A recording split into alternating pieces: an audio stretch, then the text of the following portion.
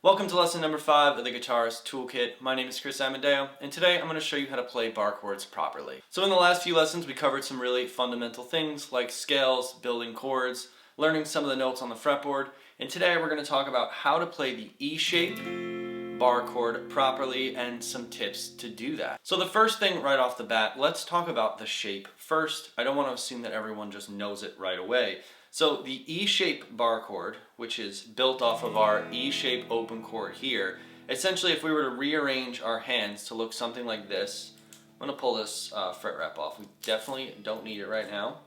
So you can see the nut a little bit better. Now if I were to reshape this E major chord like this, where my ring finger, 2nd fret on the A string, pinky, 2nd fret on the D string, middle finger, 1st fret on the G string, it looks like that, right?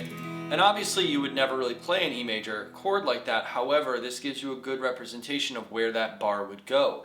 So it's helpful to understand that that 1st finger essentially is acting as a movable nut, or just like a capo would if you were to play somewhere else. So that gives you an idea of this shape here. My 1st finger obviously is not doing anything, it's just sort of laying across the nut. Now, I want you to kind of take a notice of how much pressure you have here, right? There's not much pressure needed to apply. So when you go into the bar chord, if we shift it up a fret, don't apply more pressure with that thumb. That's the first point that I want to make today in this lesson, is that a lot of private students are often squeezing the neck with a lot of force, and that actually can cause an uneven bar. It's sort of ironic, like you think if you press harder you'll be able to get a smoother kind of balanced bar without buzzing, but often it can lead to more instability in the hand and kind of putting pressure in different spots. So now in general, we want to make sure that that thumb is never squeezing along the back of the neck.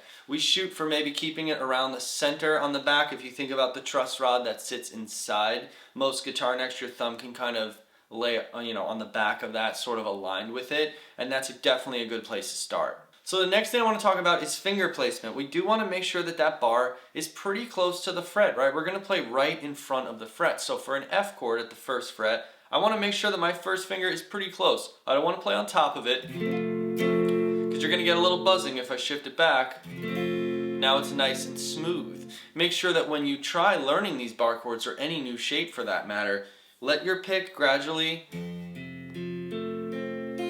make sure that, every note is not buzzing. You can identify problems like this, right? Like maybe I know my B string now is muted, and I can kind of modulate my finger to make sure I have that pressure down.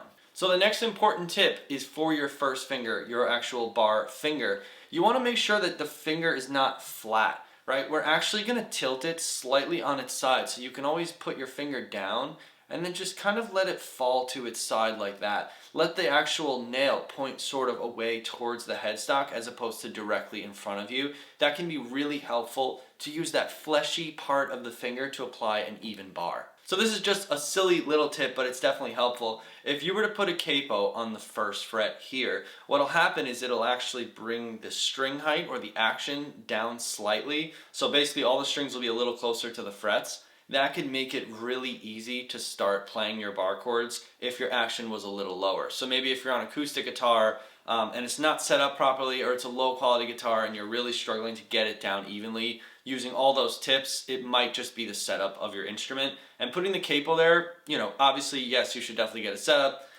However, if you can't, you can definitely put that capo there and you can practice your bar chords maybe like at the 5th fret, and that'll be a lot easier to get them down.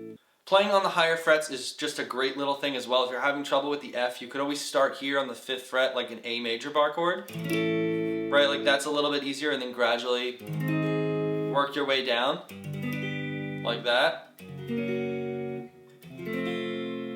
So let's do a little bar chord exercise. We're going to start at C, the 8th fret on the low E string, and we're just going to have an E-shaped bar chord moving down chromatically all the way to the open E. We'll do whole notes for this. 1, 2, 3, 4, C, B, good, B flat, watch that pressure, make sure you're not squeezing, A, good, lighten up on that pressure, G sharp, Maybe the next one we do like almost no pressure at all, right? Good. F sharp, watch that thumb placement.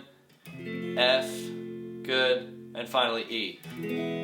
Good, and stay very relaxed.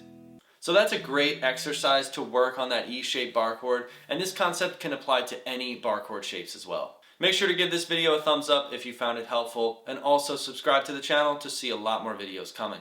As always, if you're struggling to learn some of this content on your own, you can always reach out for a private lesson. I'd be happy to help you.